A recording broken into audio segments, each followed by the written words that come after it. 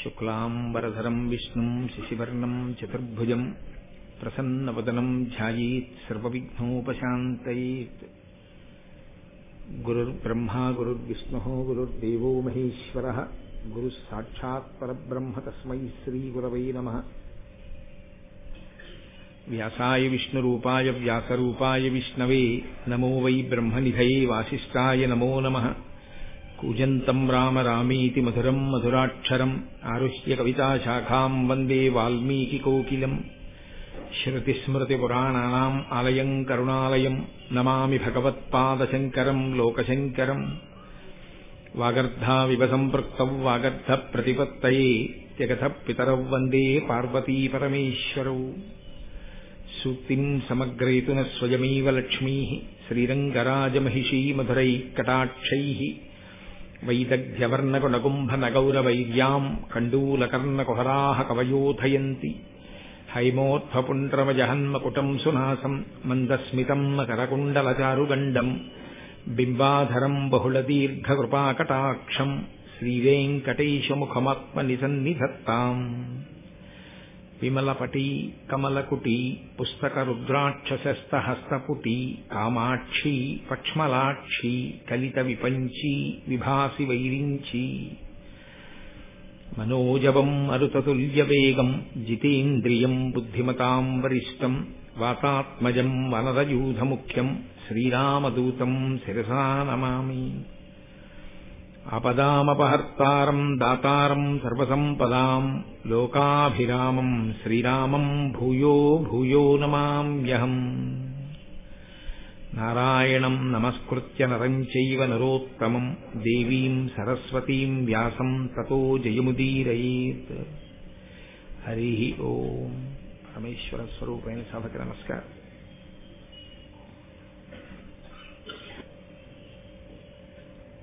ప్రతి సంవత్సరం చేస్తున్నటువంటి ప్రసంగాలకి ఈ సంవత్సరం ప్రారంభం చేస్తున్నటువంటి మహాభారతంలోని ఆది పర్వం మీద ప్రసంగాలకి ఒక చిన్న తేడా ఉంది. ఏమిటా తేడా అంటే, ఈ సంవత్సరం ఇప్పుడు ప్రారంభం చేస్తున్నటువంటి ఆది పర్వం మీది ప్రసంగాలు అయ్యప్ప స్వామి దేవాలయానికి మార్చి 5, 6, 7 తేదీలలో జరిగేటటువంటి మహాకుంభాభిషేకోత్సవంతో పాటుగానే పూర్తవుతాయి.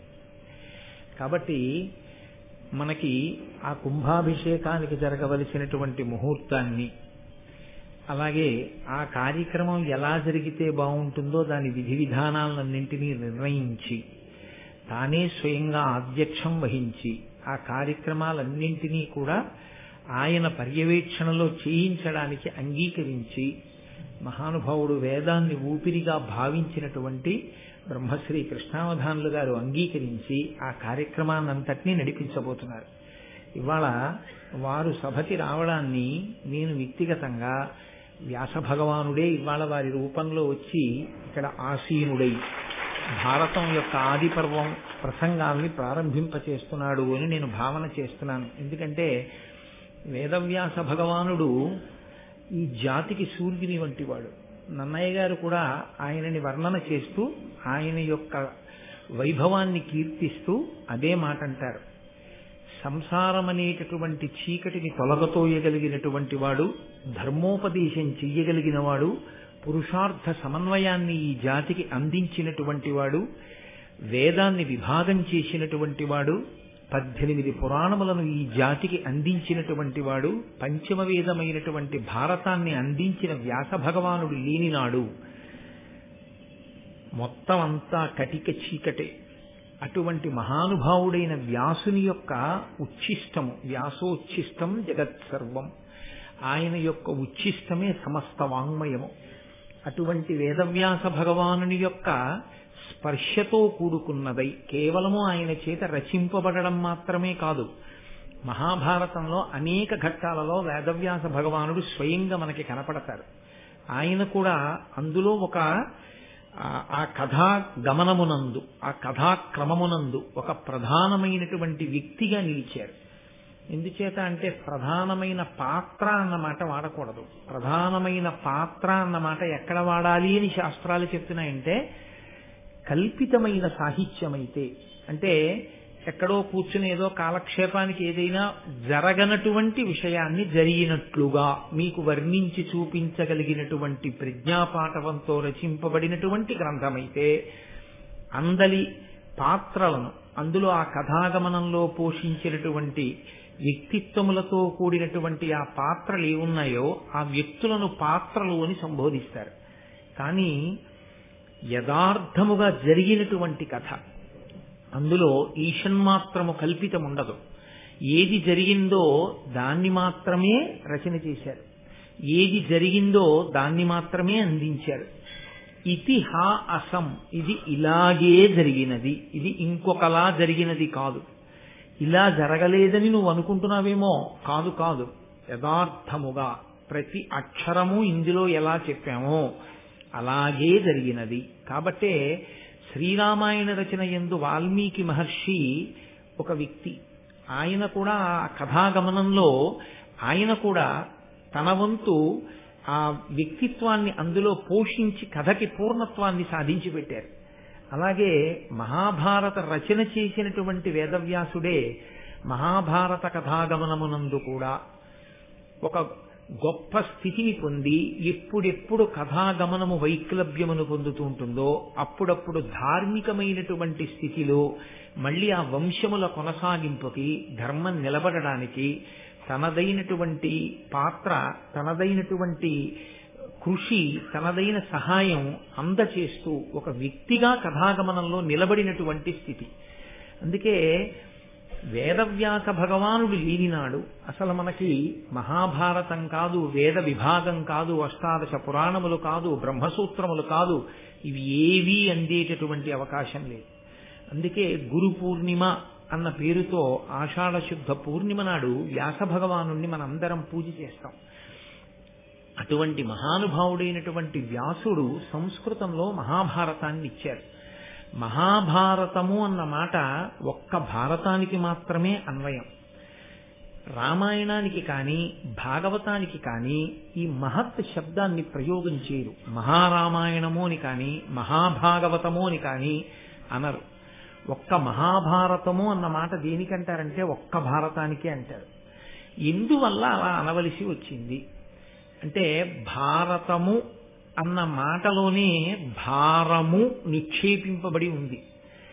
గ్రంథము భాగవతం కన్నా, శ్రీరామాయణం కన్నా చాలా విస్తృతి పొందినటువంటి స్థితిలో ఉంటుంది.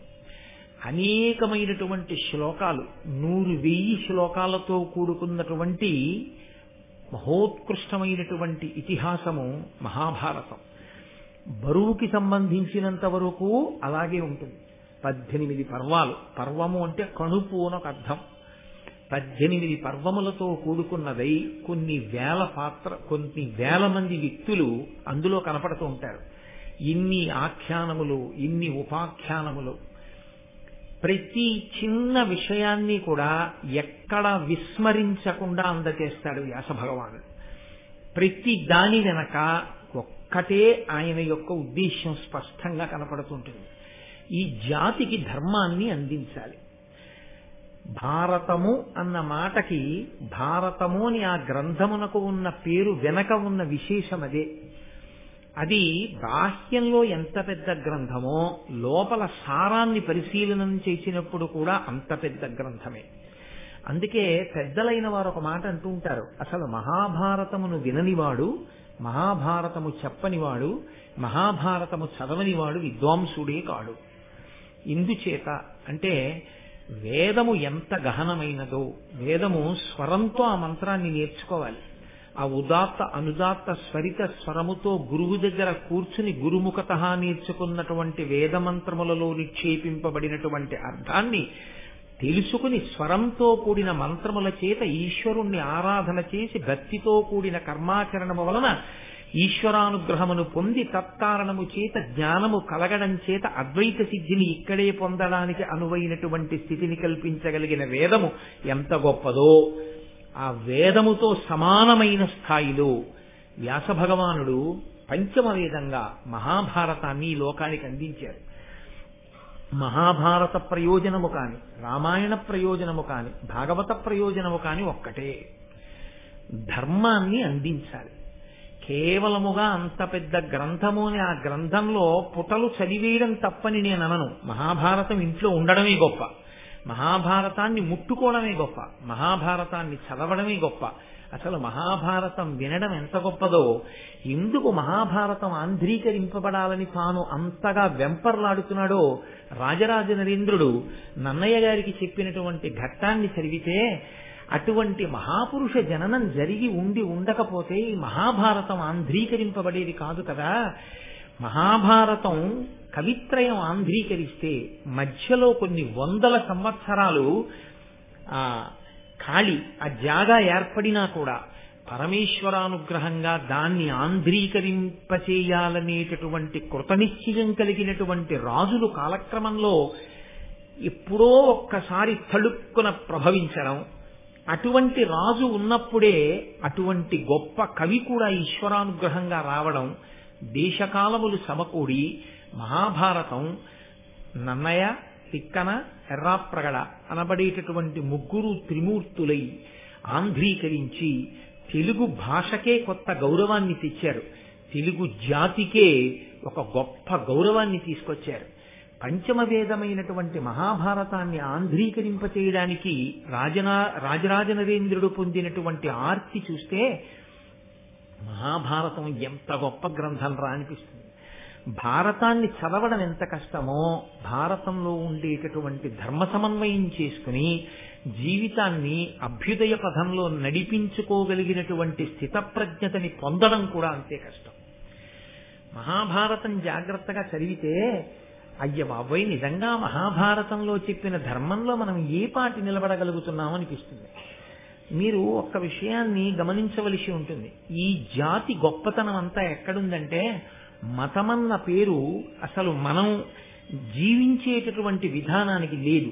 మనం మతము అని పిలవం, దీన్ని సనాతన ధర్మము అని పిలుస్తాం. ధర్మము అన్న మాటకు అర్థం మీరు అనుష్ఠించవలసినది. ఏది అనుష్ఠించాలి అంటే, నాకు తోచినది నేను, మీకు తోచినది మీరు అనుష్ఠించడం కాదు. ఏది మీరు నేను కూడా కాలముతో దేశముతో సంబంధము లేకుండా ఎప్పుడూ అందరూ అనుష్ఠించి తరించవలసి ఉంటుందో, ఏది అనుష్ఠించడం చేత మారని సత్యమును మీరు ఎరుకలోకి తెచ్చుకోగలరో అలా మీరు ఆచరించవలసినటువంటి ఆచారకాండగా వేదంలో చెప్పుకొస్తూ జ్ఞానమును పొందడానికి కావలసిన సోపానములనన్నింటినీ ఇచ్చినటువంటి ఈశ్వరుని యొక్క ఊపిరియే వేదంగా నిలబడింది.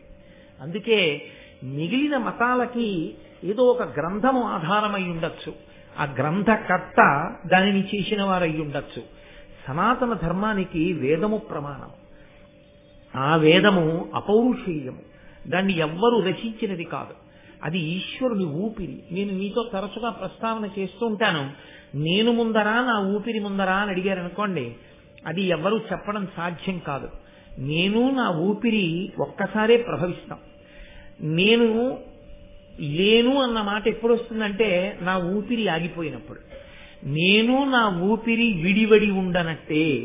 ఇప్పుడు నేను మాట్లాడడం అంటే నా ఊపిరి వాక్కుగా మారుతోంది. ఈశ్వరుని యొక్క ఊపిరి వేదము అంటే ఈశ్వరుడు ఒకడు, వేదం ఒకడు కాడు. వేదమే ఈశ్వరుడు, ఈశ్వరుడే వేదము. కాబట్టి ఆ వేదమే ప్రమాణము. ఈశ్వరవాక్కు ఏదుందో అది ప్రమాణము, అది ధర్మము. వేదము ఏం చెప్పిందో దాన్ని మాత్రమే మనం పాటిస్తాం. వేదము ఆచారకాండనిస్తుంది. ఆచారము అన్న మాటకు అర్థం నువ్వు ఇలా ప్రవర్తించు, నువ్వు ఈ కార్యాన్ని ఇలా చెయ్యి. ఎందుకు అలా చెయ్యడం? చేదస్తం కోసమా? కాదు. మనసుకి ఏదో ఒక ఆలంబనం లేకపోతే అది పిచ్చెక్కిన కోతిలా ఏదో విషయాల్ని పట్టుకుని ఆలోచిస్తూ ఉంటుంది. మనసుని పవిత్రీకరించడం కోసమే ఆచారం అన్నది వచ్చింది. అందుకు తీసుకొచ్చింది వేదం. మొట్టమొదట ఆచారాన్ని పాటించడం అన్నది ప్రారంభమైతే ఆ ఆచారమును అనుష్ఠించిన కారణం చేత మనసు పరిపక్వమై పవిత్రమై, పవిత్రమైనటువంటి మనసు సత్కర్మాచరణమునందు ఊంచుకుని నిలబడుతుంది. అటువంటి పవిత్ర కర్మాచరణమును భక్తితో చెయ్యడం చేత ఈశ్వరుని యొక్క ప్రీతి కలుగుతుంది. ఈశ్వరుని యొక్క ప్రీతిని సంతరించుకున్న భక్తితో కూడిన కర్మాచరణము జ్ఞానమునకు యోగ్యమవుతుంది. ఆ జ్ఞానము మోక్షమునకు హేతు అవుతుంది. అందుకొరకు కర్మ చెయ్యవలసిన దాన్ని ఆచారకాండగా చెప్పడం దగ్గర నుంచి ఈశ్వరుడే సనాతన ధర్మంలో మనకి వేదాన్ని అందించాడు. ఆ వేదములో చాలా భాగం ధర్మం గురించే మాట్లాడతారు. ధర్మము అంటేనే ధ్రియతేవా జనైరితి ధర్మం. ఆచరించినది ఏదో దానికే ధర్మమని పేరు. తెలిసి ఉన్నది ధర్మం కాదు. ధర్మాచరణమునందు తెలిసి ఉండడం అన్నది ఒక సోపానము. అసలు తెలియకుండా నువ్వు ఎలా ఆచరిస్తావు? తెలుసుకుంటే ఆచరిస్తావు. కాబట్టి తెలుసుకోవడం అన్నది ఆచరించడం కోసం. ఆచరించడం దగ్గరికి వచ్చేటప్పటికీ అనేక రకమైన భేషజాలు అడ్డొచ్చి ఆచరించడానికి పనికి రాకుండా తెలుసుకోవడానికి మాత్రమే పనికొచ్చినదేదో అది ధర్మం కాదు. తెలుసుకుని అనుష్ఠించినదేదో అది మాత్రమే ధర్మము. ధ్రియతేవా జనైరితి ధర్మం. తాను పట్టుకున్నదేదో, తాను అనుష్ఠించినదేదో అది ధర్మం. అలా పట్టుకోవడానికి అనుష్ఠించడానికి ఎవరు ఏది తమ సొంత అభిప్రాయంగా చెప్తే అటువంటి అభిప్రాయాన్ని ఆచరించమని మనకి ఋషులు చెప్పలేదు. వేదము దేన్ని చెప్పిందో దాన్ని మాత్రమే అనుష్ఠించు. ఆ ధర్మము నువ్వు పండేటట్లు చెయ్యగలదు. పిందె తనంత తాను పండదు. పిందె పండు ఈ రెండు దశలలో ఆ పిందె పండాలి అంటే పిందె చెయ్యవలసినటువంటిది ఒక్కటే. పిందె చెట్టు నుండి విడిపోకూడదు. ఎప్పుడు విడిపోతుంది తనంత తానుగా పిందె? పండిపోయిన తర్వాత విడిపోతుంది. పిందె చెట్టు యొక్క ఆ పువ్వు పుట్టినటువంటి ఆ ప్రదేశాన్ని అంటిపెట్టుకుని ఉంటుంది. మీరు లోకంలో ఏ పిందె కొరకండి వగరుగానే ఉంటుంది. ఇంకొంచెం పెద్దదవుతుంది, కాస్త పులుపో వగరో ఏదో కాయ అవుతుంది. ఏ కాయ ముట్టుకోండి గట్టిగానే ఉంటుంది. ఏ కాయ అయినా సరే పండైపోనివ్వండి రంగు మారిపోతుంది. అది పచ్చగానో ఎర్రగానో అయిపోతుంది. లోపల ఉన్నటువంటి పదార్థం అంతా మృదువుగా అయిపోతుంది, పీశలంగా అయిపోతుంది. లోపల ఉన్న పదార్థం అంతా తీయగా అయిపోతుంది. ఇక తాను పండైపోయిన తరువాత పట్టుకోవలసిన అవసరం ఇక పిండికి లేదు. పండైపోయిన తరువాత తనంత తాను విడిపోయి కింద పడిపోతుంది. అందుకే మన వాళ్ళు ఎప్పుడూ ఒక మాట అంటుంటారు, పండిపోయాడండి ఆయన. ఆయన పండిపోయారండి మహానుభావుడు అంటారు. చిన్నతనంలో ఆటలు ఆడిస్తే పంటలు వేసుకోండి అంటారు. వైకుంఠపాళి ఆడించి పరమపద సోపాన పఠము అనేవారు మా చిన్నతనంలో. దాన్ని పరమపదమును చేరడానికి కావలసిన సోపానములతో కూడిన క్రీడ. అందులో ఎప్పుడు పండిపోయాడు? దేవతల మధ్యలో తిరిగినప్పుడు కూడా పండడు. పరమపురుషుని చేరిపోయిన తర్వాత పండిపోతాడు. అప్పటి వరకు ప్రయత్నం చేస్తూనే ఉంటాడు, పందెం వేస్తూనే ఉంటాడు. నువ్వు ఎంతకాలం కర్మాచరణం చెయ్యాలి? పండిపోయే వరకు చెయ్యాలి. పండిపోయిన తరువాత తనంత తాను విడిపోతాడు. ఇలా పండిపోవడానికి కావలసిన ప్రాతిపదికను అందించడమే ధర్మాన్ని అందించడం. ఈ ధర్మాన్ని అందించేటటువంటి ప్రక్రియలో సనాతన ధర్మమునందున్నంత పరిశ్రమ, సనాతన ధర్మమునందున్నంత బోధ మీకు ఇంకెక్కడా కనపడదు. దాని కొరకే యథార్థమునకు సమస్త వాంగ్మయం వచ్చింది. అందుకే మీరు క్రతువు చెయ్యండి, మీరు ఒక ప్రవచనం చెయ్యండి, మీరు ఏదైనా చదువుకోండి, ఆఖరణ మనందరం చెప్పే మాట ఒకటే, 3 మార్లు ఓం శాంతి శాంతి శాంతి. మాకు శాంతి కావాలి. ధర్మము దేని కొరకు వచ్చిందంటే ఇదిగో ఈ శాంతిని పొందడానికి వచ్చింది. నువ్వు శాంతంగా ఉండాలి, ఇంకొకరిని శాంతంగా ఉండనివ్వాలి. పరమేశ్వరుడే ఈ పిండాండాన్ని సృజించాడు. పరమేశ్వరుడే బ్రహ్మాండాన్ని సృజించాడు. పరమేశ్వరుడు దీనికి కన్నులు పెట్టాడు. పరమేశ్వరుడు బయట జలపాతం పెట్టాడు. పరమేశ్వరుడు ఇక్కడ పళ్ళు పెట్టి నాలుక పెట్టాడు. పరమేశ్వరుడు బయట యాపిల్ పండు పెట్టాడు. పరమేశ్వరుడు ఇక్కడ కంఠం పెట్టాడు. పరమేశ్వరుడు బయట నీళ్లు పెట్టాడు. పరమేశ్వరుడు తిన్నదాన్ని జీర్ణం చేసి మిగిలిన పిప్పిని విడిచిపెట్టేటటువంటి స్థితిని ఈ పిండాండానికి ఇచ్చాడు. ఈ విడిచిపెట్టిన దాన్ని పుచ్చుకొమ్మని బ్రహ్మాండాన్ని శాసించాడు. బ్రహ్మాండంలో ఉన్నటువంటి భోగాలని నువ్వు అనుభవించవద్దు అని ఈశ్వరుడు శాసనం చెయ్యలేదు. అనుభవించమని ఆయన చెప్పాడు. కానీ నీకున్న బలం ఎంతో దాన్ని బట్టి నువ్వు అనుభవించడం కాదు. నీ బలాన్ని శక్తిని బట్టి కాదు అనుభవించవలసింది. ఈశ్వరుడు చేసిన నియమానికి నువ్వు బద్ధుడవై అనుభవించవలసి ఉంటుంది తప్ప నాకింత శక్తి ఉంది కదా అని శక్తిహీనులైనటువంటి వారిది నీవు అనుభవించడాన్ని మనకి శాస్త్రములు అంగీకరించు. అక్కడ వచ్చింది ధర్మం అన్నమాట. ఆ ధర్మం అన్న మాట లేకపోతే బలవంతుడైన వాడు బలహీనుడైన వాడిని కొట్టుకు తింటాడు. అందుకే ఈ ధర్మము అన్న మాట సనాతన ధర్మంలో ఎంత దూరం వరకు వెళ్ళిపోయిందో తెలుసా అండి? యుద్ధ భూమి అని ఒక భూమి, ఇంట్లో అగ్నిశాల అని ఒక గది, అక్కడికి తీసుకెళ్లి అగ్నిహోత్రాలని పెట్టుకుంటారు. పూజ గది ఒక గది, పడక గది ఒక గది. మీ ఇంట్లో మీరు విభాగం చేసుకున్నట్టే యుద్ధం చెయ్యవలసి వస్తే ఈ దేశంలో యుద్ధ భూమి అని వేరొక భూమిని నిర్ణయం చేశారు. అక్కడికెళ్ళి యుద్ధం చేసేవారు. యుద్ధ భూమి ఎక్కడ ఉండాలి? నగరం మధ్యలో ఉండేటటువంటి క్రీడా మైదానాన్ని తీసుకొచ్చి యుద్ధ భూమిగా వాడరు.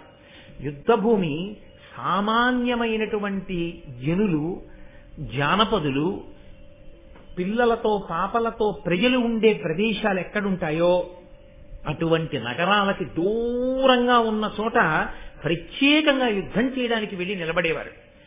ఆ యుద్ధం చేసేటప్పుడు వాడేటటువంటి అస్త్రశస్త్రాలను ప్రయోగించడానికి కావలసిన విద్యని కూడా వేదమునకు ఒక భాగమైనటువంటి ధనుర్వేదం లోకానికి నేర్పింది. అది ఎవరు ధనుర్వేదాన్ని నేర్చుకుని ధర్మరక్షణ కొరకు పోరాటం చెయ్యాలో వాళ్ళకి ఆ ధనుర్వేదం నేర్పమంది. వాళ్ళు యుద్ధం చేసేటప్పుడు మాత్రం ఊరి మధ్యలో నిలబడి మిగిలిన వాళ్ళకి ఇబ్బంది కలగకుండా యుద్ధం చేసేవాళ్ళు ఊరి బయటికి వెళ్ళి యుద్ధ భూమిలో నిలబడి యుద్ధం చెయ్యండి.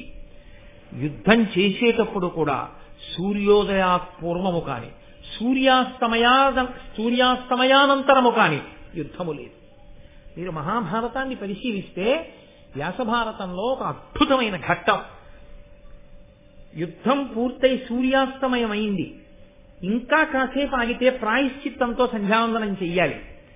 భీష్మాచార్యుల వంటి మహాపురుషులు సూర్యాస్తమయమై రథం ఇలా కిందకి దిగగాని ఇంటికి వెళ్లి స్నానం చేసి సంధ్యావందనం చెయ్యడానికి కూర్చుని అర్ఘ్యప్రదానం చేస్తే ప్రాయశ్చిత్తంతో చెయ్యవలసి వస్తుంది. కనుక స్నానం చెయ్యకపోయినా పంచభూత స్నానం మనకుంది, శాస్త్రం అంగీకరించింది.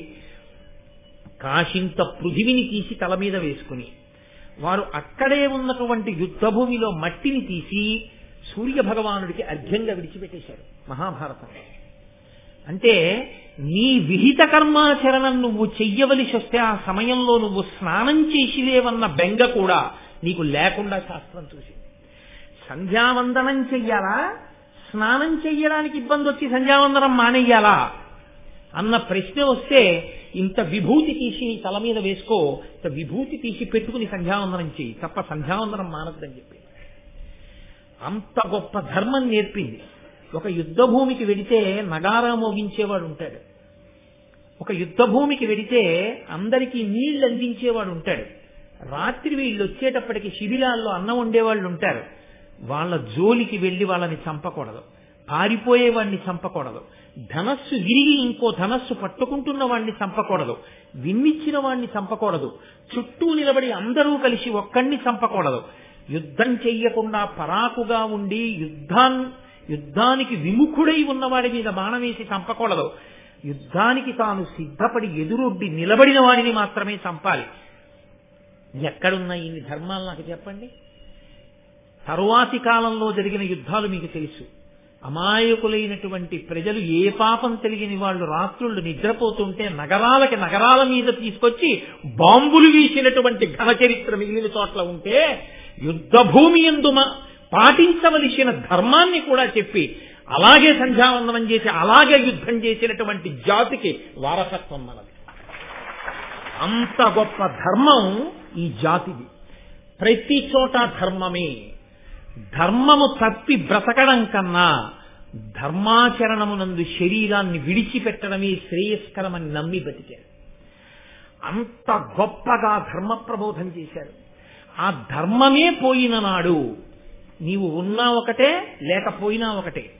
కాబట్టి ఆ ధర్మాన్ని 1కి 10 మార్లు లోకానికి బోధ చెయ్యాలి. ప్రతి వారికి ధర్మాన్ని అందించాలి. ఈ అందించడం కోసం వచ్చినటువంటి మహోత్కృష్టమైన ఇతిహాసమే మహాభారతం.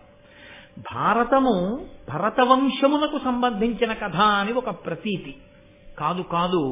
మీరు జాగ్రత్తగా ఆలోచిస్తే భా అంటే కాంతి, భా అంటే కాంతి అన్న అర్థమే మీరు వేరొక రకంగా చూస్తే జ్ఞానమే కాంతి. జ్ఞానము అన్నది కలిగితే ఆ జ్ఞానమన్న కాంతి యందు యథార్థమైన వస్తువు కనపడుతుంది. ఆ కాంతి లేకపోతే చీకట్లో దొంగకి తేడా తెలియనట్లు, త్రాటికి పాముకి తేడా తెలియనట్టు, అజ్ఞానం అనేటటువంటి కాంతి కలగనంతసేపు సత్య వస్తువుకి అసత్య వస్తువుకి భేదం గోచరించదు. కాబట్టి అటువంటి సత్య వస్తువు ఎరుకలోకి రావాలి అంటే జ్ఞానం అనేటటువంటి కాంతి కలగాలి. ఆ జ్ఞానం అనేటటువంటి కాంతి కలగాలి అంటే నా ఒంట్లో బలం ఉంది కదా అని నేను భోగం అనుభవించకూడదు. నాకు శక్తి ఉంది కదా అని నేను ప్రకృతిలోంచి నాకు అవసరం ఉన్నదానికన్నా ఎక్కువ నేను పుచ్చుకోకూడదు. నేను ఏదైనా అన్నా వాడు తిరగబడలేడు కదా అని నేను వేరొకడిని హింసించకూడదు. నేను ఈశ్వరుడికి జవాబుదారీగా బ్రతకవలసినటువంటి నియమావళిని, ఆ చట్టాన్ని తెచ్చి మనకు అందించారు. అదే ధర్మచక్రం. ఆ చక్రం ఎప్పుడూ తిరుగుతూనే ఉంటుంది. ఆ ధర్మం అనేటటువంటిది చక్రము తిరుగుతూ ఉంటుంది. తిరుగుతున్న చక్రము, తిరుగుతున్న ధర్మము కదిలే ధర్మాన్ని పట్టుకుని కదలని సత్యములోకి వెళ్ళిపోతాడు.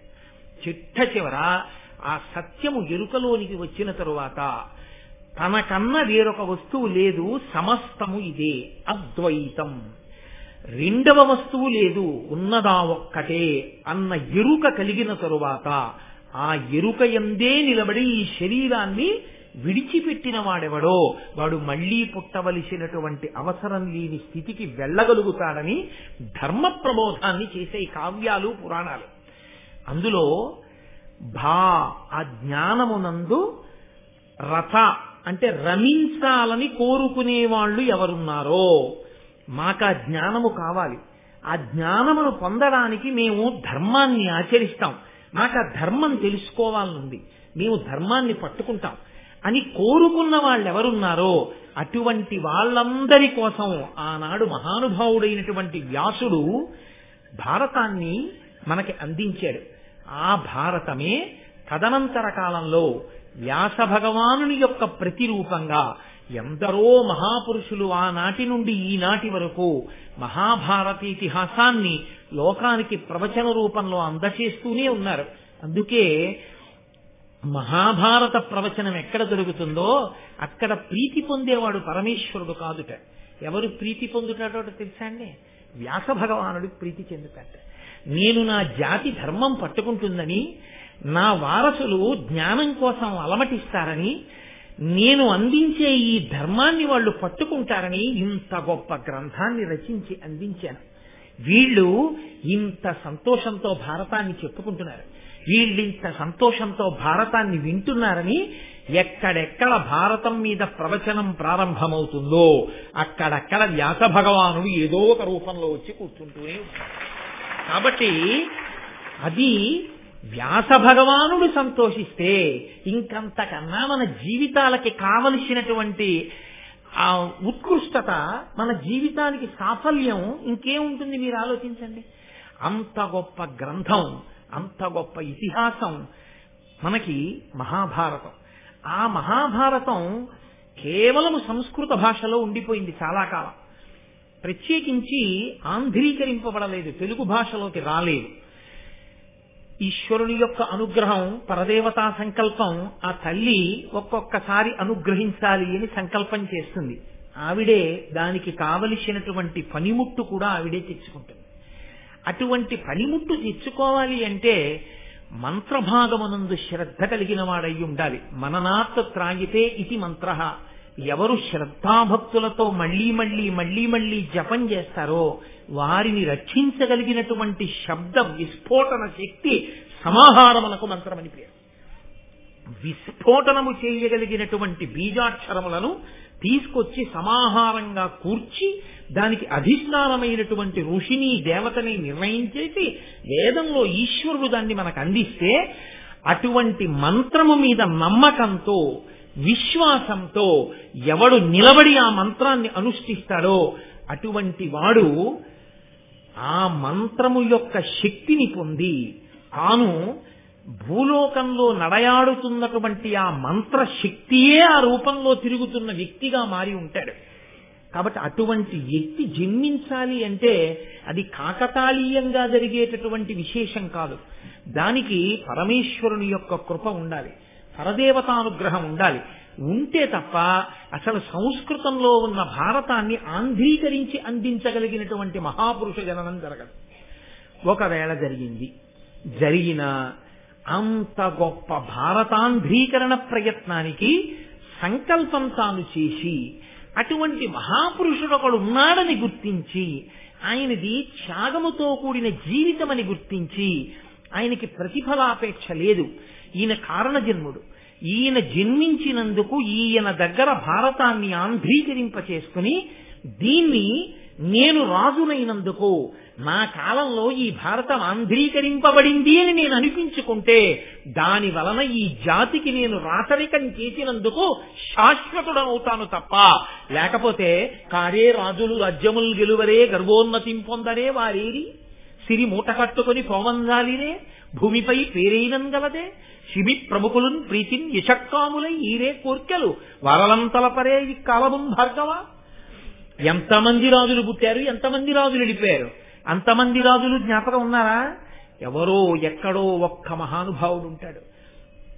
ఆయన అన్ని రాళ్ల మధ్యలో ఉన్న సాలగ్రామాన్ని గుర్తించి అన్ని రాళ్లని పక్కకి తోసి సాలగ్రామాన్ని తీసుకొచ్చి నీట కడిగి అభిషేకం చేసి మెత్తటి దూదితో తుడిచి గంధం రాసి బొట్టు పెట్టి పూజామందిరంలో పెట్టి పూజించి సాలగ్రామం యొక్క ఆరాధన చేత సాలగ్రామమునందున్నటువంటి దేవతల యొక్క అనుగ్రహాన్ని పొందినటువంటి ఆరాధకునిలా ఇన్ని రాళ్ల మధ్యలో సాలగ్రామం ఉన్నట్టు తన రాజ్యంలోనే ఇంతమంది గృహస్థుల మధ్యలో ఒక గృహస్థుగా, ఇంతమంది వేదం చదువుకున్న వాళ్లలో తాను ఒక వేదం చదువుకున్నవాడిలా, ఇంతమంది మంత్రజపం చేసే వాళ్లలో తాను ఒక జపం చేసుకునేవాళ్ల, ఇంతమంది ఉభయ భాషా ప్రవీణులలో తాను ఒక ఉభయ భాషా ప్రవీణుడిగా కనపడుతూ తాను ప్రత్యేకంగా మహాభారతాన్ని ఆంధ్రీకరించగలిగిన ప్రజ్ఞతో కూడినున్న వాళ్ళను అన్న మాట కూడా అతిశయంతో ఎక్కడా చెప్పనటువంటి వ్యక్తిని గుర్తించగలిగినటువంటి ప్రజ్ఞ ఒక రాజు యందు ప్రచోదనం కావాలంటే అది కూడా పరదేవతానుగ్రహమే.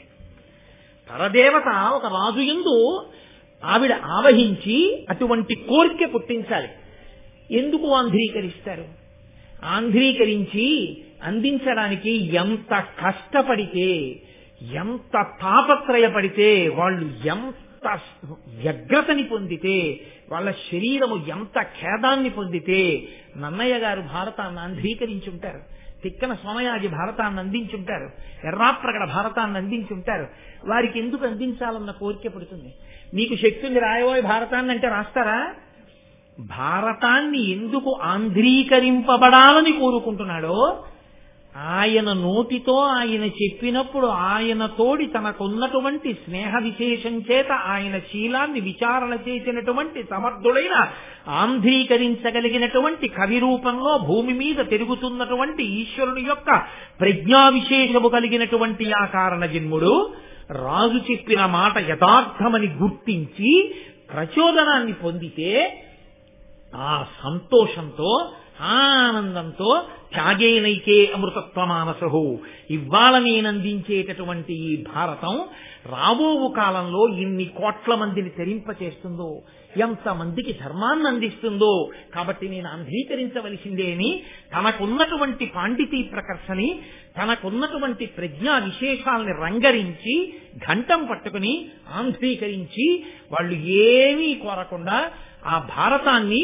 లోకానికి అందించి తమ శరీరాన్ని విడిచిపెట్టి వెళ్ళిపోయినటువంటి నన్నయాదులు ఎవరున్నారో వారు మనకి ప్రాతస్మరణీయులు, వారు వందనీయులు. వారికి నమస్కరించకపోతే మనకి ఋషి రుణం తీరదు. పుట్టుకతో ఋషి రుణం ఉంది మనకి. అంతటి మహాపురుషులైనటువంటి వారు కేవలంగా ఇవాళ అన్నయ్య గారు ఏదో ఆదిపర్వం సభాపర్వం కొంత భాగం చేసి శరీరాన్ని విడిచిపెట్టేస్తే వెంటనే తిక్కన గారు ఆయన శరీరాన్ని విడిచిపెట్టిన ఉత్తర క్షణంలో మిగిలింది నేను పూర్తి చేసేస్తానండి అని అందుకున్న వాళ్ళు లేరు. మళ్లీ అటువంటి సమర్థుడు పుట్టాలి అంటే మళ్లీ కొన్ని 100 సంవత్సరాల వ్యత్యాసం వచ్చేసింది.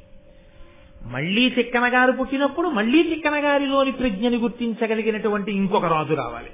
అంటే మళ్లీ పరదేవతానుగ్రహం మళ్లీ కొన్ని 100 సంవత్సరాలకి. కాబట్టి నన్నయ్య గారి కాలంలో పుట్టిన వాళ్ళు మనంత అదృష్టవంతులు కారు. ఎందుకో తెలుసా? వాళ్ళు తెలుగు చేయబడిన భారతాన్ని పూర్తిగా చదువుకోలేదు. నన్నయ్య గారు తెలుగు చేసిన భాగాన్ని చదివారు. తిక్కన గారి కాలంలో వాళ్ళు మనంత అదృష్టవంతులు కారు. నన్నయ్య గారు తిక్కన గారు ఆంధ్రీకరించిన భారతాన్ని చదువుకున్నారు. ఎర్రాప్రగడ కాలంలో ఉన్నవాళ్ళు ఎర్రాప్రగడ ఆంధ్రీకరించినది అంతా చదివారని నమ్మకం లేదు. మనం చాలా అదృష్టవంతులం. ఎందుకంటే నన్నయ్య గారు తిక్కన గారు ఎర్రాప్రగడ గారు ఆంధ్రీకరించి మనకి ఇచ్చేస్తే మనం వెళ్లి తాళపత్రాల్ని తీసుకొచ్చి ఘంటం పట్టుకుని వ్రాసుకుని ప్రతిని కూడా తెచ్చుకోక్కర్లేదు. ఇలా వెళ్లి అలా ద్రవ్యాన్ని ఇస్తే ఇలా మనకి గ్రంథం వస్తే ఆ గ్రంథాన్ని పట్టుకుని హాయిగా కాలు మీద కాలు వేసి కూర్చుని చదువుకోగలిగినటువంటి అయ్యో లోకం ఇలా అయిపోయింది, వీడు కింద కూర్చుని ఓ చాపేసుకుని చొక్కా విప్పుకుని ఉత్తరీయం వేసుకుని పరమ పవిత్రమైన పంచమ వేదం రా ఇది అని చదవగలిగిన రోజులు పోయి చదివితే చాలని ఈశ్వరుడు ఆ స్థితిలో అనుగ్రహిస్తున్నాడు. అయినా అనుభవించని వాడు తన ఇంటి కింద పాతు ఉంటే నిధి ఉంటే తవ్వుకుని అనుభవించకుండా పక్క ఇళ్లకెళ్లి భిక్షాపాత్ర పట్టుకుని అక్కడ ఏదో ఐశ్వర్యం ఉందనుకుని భిక్షాటన చేసిన దరిద్రం అనుభవించిన వాడు ఇటువంటి వాడో, తన ఇంట ఉన్న భారతాన్ని చదువుకుని తరించలేని వాడు అటువంటి వాడు. కాబట్టి మనం భాగ్యవంతులం. అటువంటి